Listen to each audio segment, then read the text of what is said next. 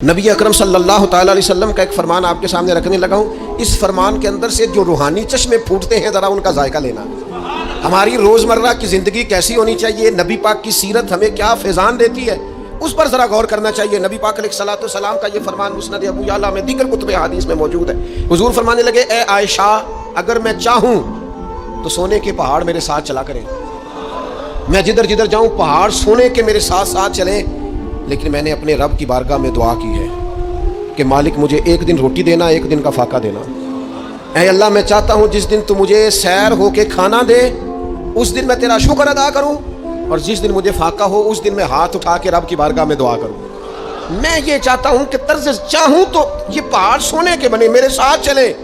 جب سونا چاندی آنا جانا پروٹوکول لمبے چوڑے معاملات ہمارے محبوب نے پسند نہیں کیے, تو پھر رنگے چمن پسند نہ پھولوں کی بو پسند, ہم کو ہے وہ پسند جسے آئے تو پسند.